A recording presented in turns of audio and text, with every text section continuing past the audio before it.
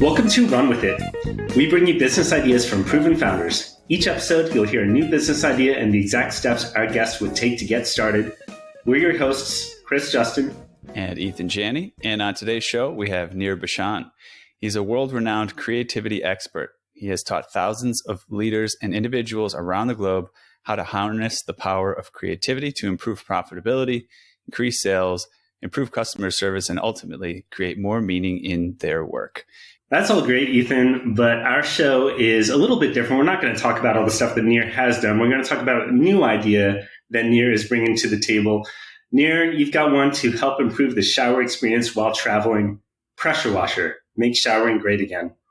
Welcome to the show, and tell us about the idea that you'd like our listeners to run with. Hey, guys. Thank you for having me. And I've listened to some of the episodes before and had a lot of fun, but I think your listeners are going to have way more fun with this episode because my idea is way better, okay? It's way better than anything ever featured ever on this show. Nir, let's just put this out there. Nir has promised this will be our most downloaded episode ever. I promise that this will be potentially your most. I'm going to start walking it back now. Let me start walking it back. No, I think it may be a very good episode. I think my product is really good. I don't know, guys. I don't know if this product's going to be good at all. But this is what you guys want me to give you the quick pitch. This is the quick pitch. My product is all about taking a decent shower. And for those of you listening that are road warriors, you're on the road seeing clients, flying in and out of this city, going to that city, having a meeting here, a meeting there, and you inevitably have to stay at one of these hotel chains. Some of them are great. Some of them are not so great. And you're just working, right? You land at 8 a.m. You get in a cab or a Uber and you go to the meeting.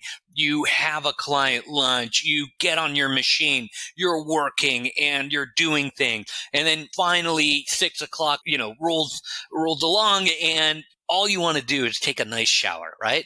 So you get into the shower, you turn it on, you're feeling like, oh man, I could just use a really great hot shower. And the thing drips down and you're trying to get the drops from the thing on your face.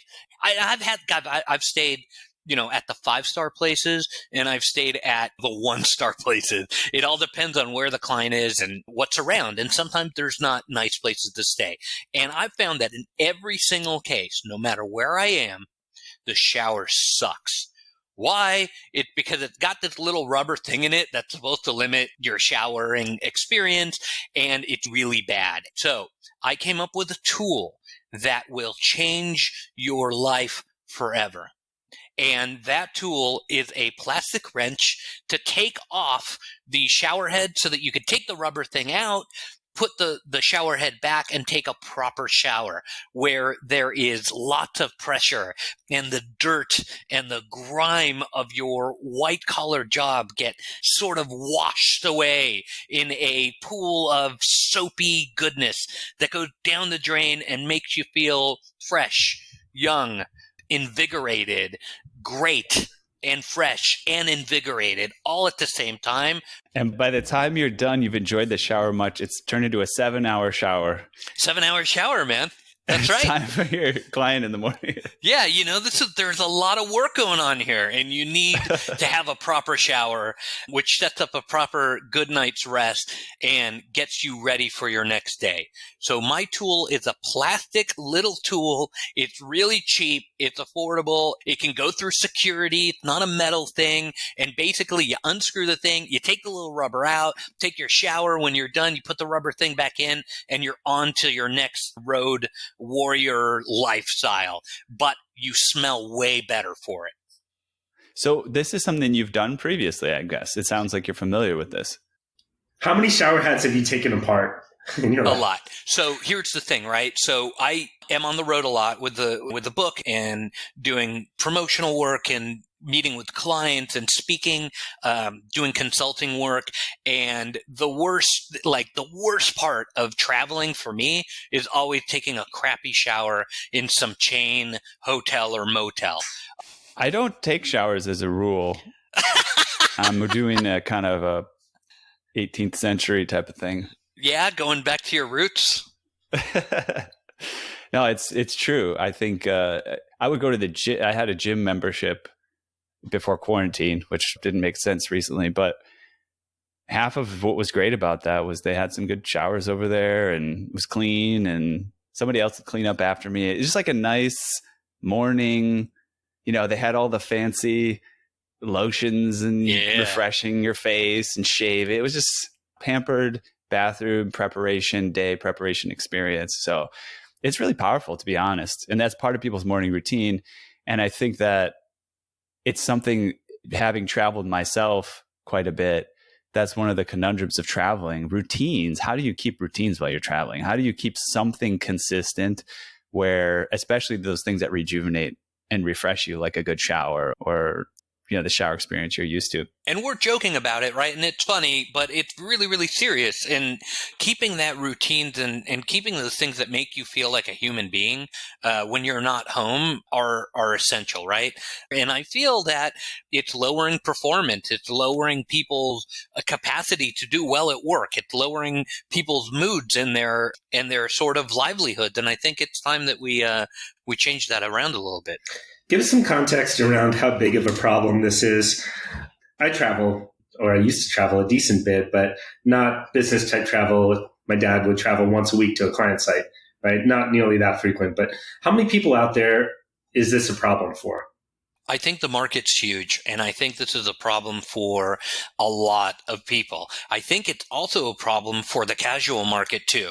So my wife, we travel for fun every so often, and I don't think there's ever been a hotel where she didn't get out of the shower and complain, "Oh, this is the worst. I can't," and we're having fun, and that's good. But sometimes you can't even get the soap to do its thing, or you still have shampoo in your hair because you put it and it's just like dripping, and so it's horrible, and your scalp itches the rest of the time because you couldn't get all the soap off. To throw a number here in terms of total trips, U.S. travelers took 462 million domestic business trips last year. So it's a sizable portion of the population who is traveling frequent. Yeah. I'm thinking back to beyond the pressure issue. It depends on what kind of travel you're doing, let's say. So if you're kind of one of these folks that is a nomad, like a digital nomad, you may end up in Argentina or Peru. And I think the systems are getting better in countries like that. But I remember visiting Peru. You get a hotel room. It's actually a pretty nice place. It's one of the better places you can get. And then you turn on the shower and it's literally don't have hot water, or it's only hot water when the hot water heater is full of hot water because it's solar heated. And then you have this electrical device, which kind of is very popular in those regions where that will heat the water on the spot. And that's actually pretty great because it can turn what would be just a cold water experience into something hot relatively rapidly. You get hot water quickly because you have those devices. So I'm just thinking about other pour shower experiences I've had. And is that something that you incorporate into a tool like this? Is there something that helps to make sure that it's also hot enough? Or is that getting too complicated? Are we just addressing the pressure issue? I think it's a good point. Yeah. And I've done some international travel where the shower has been real touch and go. But I think that the simplicity of the device and the fact that you can get it through security are the two championship moments. That is what gets the email box going. That's what's going to get your listeners to send 1,000 emails on this very issue saying we cannot wait to partner with the genius Nir Bashan. Listen, so I'm on the road a lot, and I talk with my fellow people who do similar work. One guy literally checks in a wrench, and he's got two sizes because most of the chains, we won't name any names, but most of the chains use a certain size. And then one or two of the auxiliary chains that aren't as big as the main ones use a different size. And so he carries two wrenches with him. And he's, you know what? I've had enough. I'm like, why don't you just get like a plastic thing or whatever. And I told him that about a year ago. And it's just an anecdote, right? It's not every traveler, but he said, dude, so he's at security and he gets the weirdest looks. They pull his bag aside because it's metal. And they're like, sir, you realize that there's a wrench in here. You're not allowed to bring tools. Or they confiscate it. It turns into a whole, like, who wants to deal with that? You want to get through security as quickly as possible at the airport. 1. 2, about a year ago, he started switching to using a plastic thing, but there's not enough plastic wrenches and things that will fit this size and can fit in the hand comfortably and easily enough to take the shower head off. So he's like derived this thing where it's got like electrical tape and like the clamp is like, a piece of plastic from I don't know, some IKEA furniture that he got that just happened to fit on there, and he wraps it around and he throws it in his bag. It gets through security because that doesn't pop up. It looks kind of like a weird contraction. I think that we can easily, with your listeners' help, we could probably prototype it through an additive manufacturing technique pretty easily. I think it's done. I think we just got to cut it and print it. We just got to contact some manufacturers. We got to figure out the details. Do you guys love it or not? I love it. Yeah, I want to take it a little bit. Every now and then we go to Crazy Town with some of our ideas, and Ethan is just going to flip out. I'm wondering if there is a way to add a different type of service that adds even more value to the travel experience, where someone were to check into your room, check the water pressure, make sure that it's good, set you up with the type of nozzle that you like, make sure that the Wi-Fi connection works. I think about these professional sports teams that do this. They'll change out the mattresses, right? And that's obviously outside of the price range for most people. But is there a lower tier at which you can have someone do that? You pay them $50 or something, and they come in and they set up your room exactly the way that you like to make sure that you get, your dream experience. Maybe you like to face a certain direction. You want the windows such that the sun doesn't shine into your eyes at 6 a.m. You want good feng shui in your hotel room. You want exactly whatever it is. And the reason that I'm going to Crazy Town a little bit with this idea is because I'm wondering if there's enough of a market for people who are going to pay $10 for a plastic wrench, and if that would be a profitable enough business. If $10 times the number of people who would buy that, how big does that business get? We're going to sell millions of wrenches. This is the thing that I have to agree with in terms of the way that you're presenting it, Nir, is you're just making it sound like such a no-brainer. It's a no-brainer. And such a big reward, right? Where if it is $10 and is profitable because it costs $1 to make or something like that, then it doesn't matter to people. They go, oh, of course. And it's one of those things where it's in the airport store, right? Oh, I got the neck pillow, $20 there. Got the wrench. Maybe it's even more expensive in the airport store, $20 for the wrench. And I just want to make my trip just a bit more comfortable. Exactly. Anything people can do to predict their journey a little bit better, whether it's through an airport, through an airline, to a hotel, to the car rental, so on and so forth, is a premium that people are willing to pay for. Look at all the major rental cars, look at all the major airlines, and even Uber and Lyft. Every time I'm at LaGuardia, they have a special line for an upcharge, and that special line gives me predictability that somebody will pick me up at this certain time.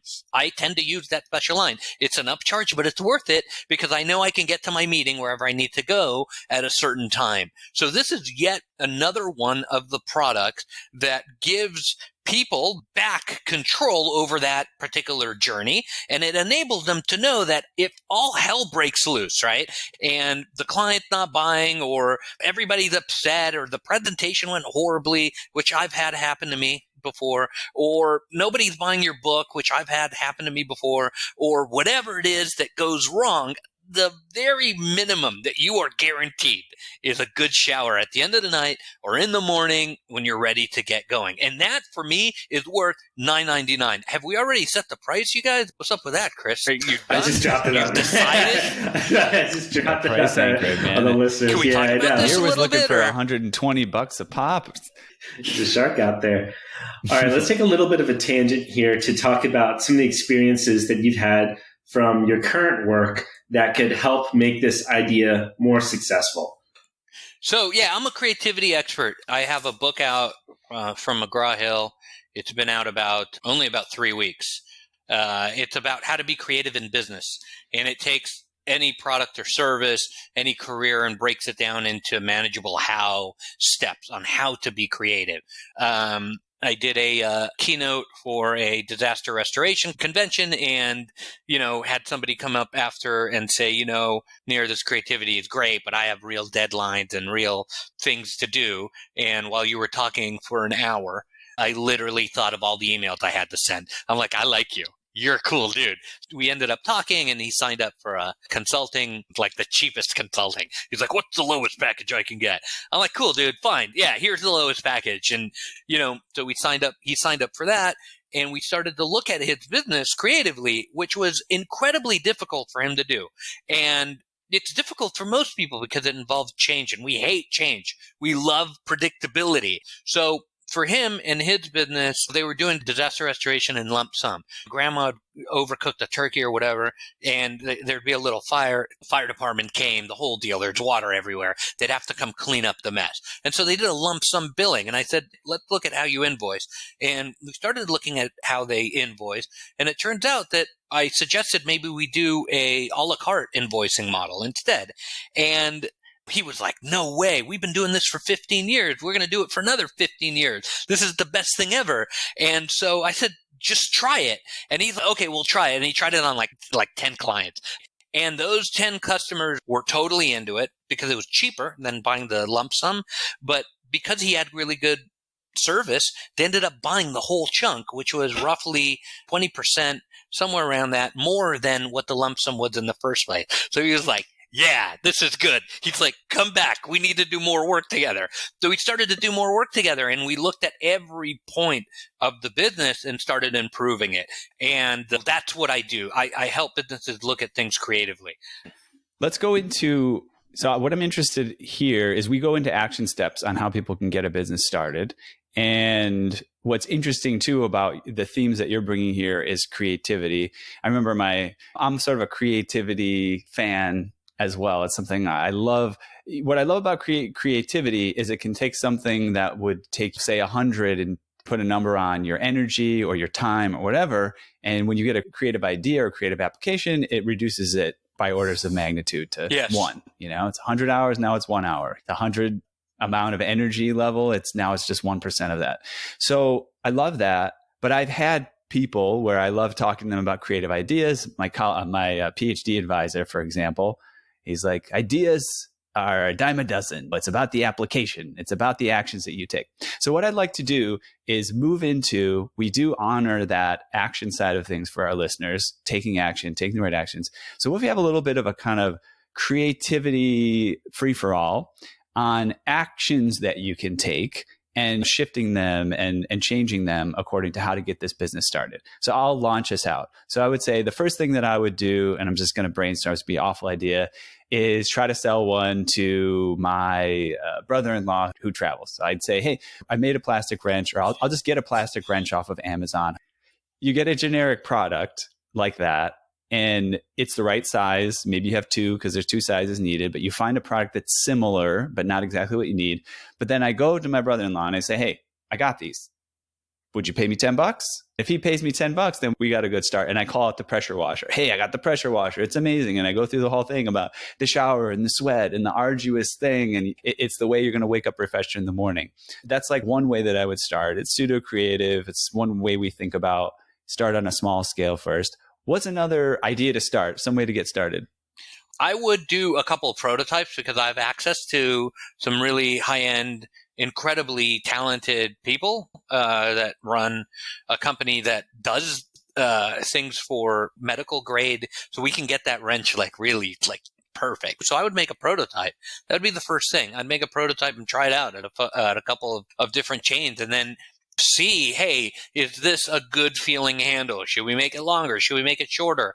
One of the ideas that came up in just 10 seconds of talking with an engineer was the leverage thing, right? Because like sometimes they put it on tight. So you want it to be very easy because you're tired or whatever after work. You want to be very easy. So you need leverage. I said, okay, dude, you don't want to take a thing that's like as long as a shoehorn or twice the size of a shoehorn or whatever in your packaging, in your bags. And he's like, no, you just fold it up. And you just fold it up, and there's a way to just kind of expand it and contract it so that you can get that leverage. You'd like, leave that one with me.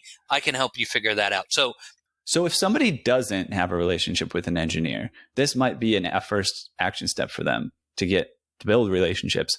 Do you have any advice for how to quickly, or maybe it takes a while, to build a relationship with somebody who's an engineer to the point where you could say, hey, would you be willing to help explore this idea with me?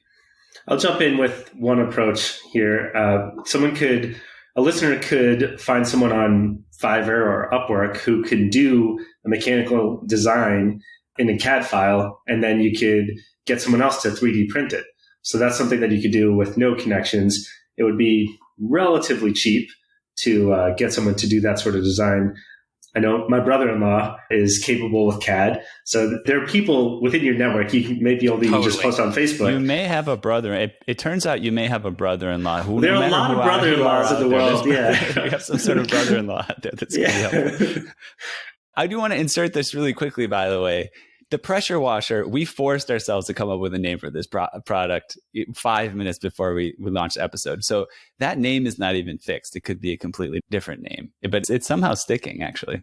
The thing I think is useful, too, to get from guests like you is there's a portion of our listeners that, and this is why this show is valuable, is to give them the actions to take. Because some people get stalled on what's the next action to take, or how do I get started, or how do I get into this thing. So it's partially about the idea, whether they're excited about it, but us making it accessible to them so that they can say, oh, okay. I think the first step would be to test it. And then I think the second step that I would do would to begin to market it. I would build the following before we had the brand. And through social these days and all the available channels, I would create a very funny and very engaging brand, very similar to what the Shave Club is doing and others in terms of a kind of a tongue-in-cheek. But then I would do a giveaway. I'd have a lot of people get out there and trade a tool for maybe a review, or trade a tool for a photo of them using it. I mean, we can get some really funny and great and interesting shots of steam and, people like taking a rubber piece out and like, an old lady doing it. It's so easy, I could do it. And I think it would get people really excited. And then I think we got to price it at a price point where it's just impossible to say no. Those are the pipeline things that I think will enable the product to do well. What do you think, Chris? You've been quiet, man. You worry me. Yeah. When you get this quiet, I worry. I think it's time for rapid fire. Oh, rapid fire. You ready for this, Nir? Yeah. You didn't even know it was coming. Didn't know Not it was only coming. do you not know the questions, but you didn't know rapid fire was going to happen. All right. You ready? Here we go. Explain the idea to your mom. Mom, this is a great shower idea that will enable you to take a shower in any hotel anywhere properly. Is this a 6, 7, or 8-figure business? 8. Who is your first customer? Ethan's cousin.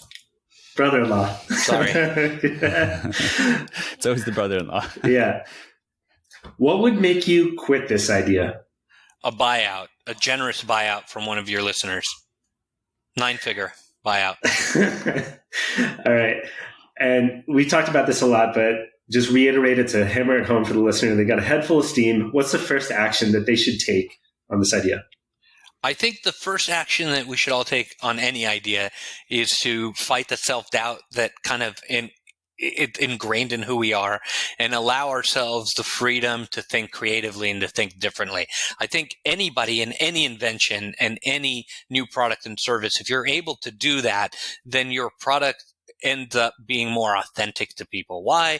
Because I think that creativity is deeply ingrained in who we are. It's in our DNA. And if we allow ourselves to let that get out into the world a little bit more, I think that our product and service will be interpreted genuinely. And that's a big deal. Can I ask you guys a rapid fire question? Oh, Yeah, of course. I don't for know. each one of us individually or No, just separately? for you, Or Ethan. together. Just for you, buddy. Just for me? Yeah. Go for it. I'd like to know who you've been texting this whole episode. Anthony. Anthony? Anthony's listening. Anthony's listening online. He's been making comments. Has he? He's been making comments on Facebook. Are any of them good? I got to be honest. He's kind of hard. He's hard on us here. He's saying he wants more on the action steps. Like he wants more details. He wants a timeline. He said he wants a timeline. He wants he's making comments about the turkey fire from before. And on that note, actually, is what I was about to bring up. Is in terms of these action steps, like give a little bit of summary of what we talked about so far and maybe putting it in a bit of a timeline. So some things that you talked about were getting the marketing together. And I think that's a really good idea. And what are some steps that people can take in more detail? You said Dollar Shave Club. I love that. Take a Dollar Shave Club ad or research their marketing campaign.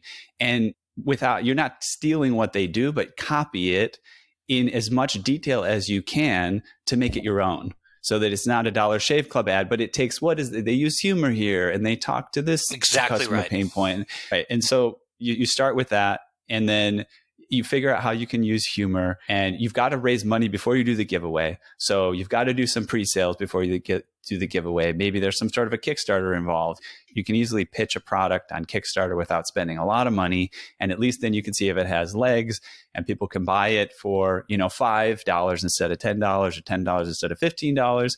So you can raise some money that way. And then after that fact, you can start doing this giveaway influencer promotion where you're giving it to people. You say, we're going to send you one if you just take a picture. You want to find shower influencers. Influencers. Passionate about showering. Business travel influencers, I think you probably could find. Yeah, I was going to say it'd be a good time to go into forums for frequent travelers, or maybe the Points Guys website. Oh, that's good. Things like that where people are already traveling frequently and you can get real-time feedback. All right, well, we're coming up on time here. Nir, this has been a lot of fun. Thanks, guys. You brought a lot of levity to the show here. To the listener out there who hates showers while traveling as much as Nir does, take some action, follow through on some of the steps that we've talked about here. If you have any questions on the steps, feel free to write in, comment like Anthony did. Everyone who does respond will get access to a private Facebook group of action takers, and one lucky listener will earn a free mentoring session from Nir and potentially a business partnership on Pressure Washer. Nir, where can people go to find your book? Yeah, so it's on Amazon, Barnes & Noble. It's available all over the world. It's called The Creator Mindset. If you'd like, I'm online, nirbashan.com. Click on the community button, sign up. It's free. You can ask questions back and forth. We have several people in a chat room, and it's like an online community where people share creative tips. So I'm there, and I'd love to hear from your listeners. Great. Thank you to the listener who's been watching, and we will see you next week.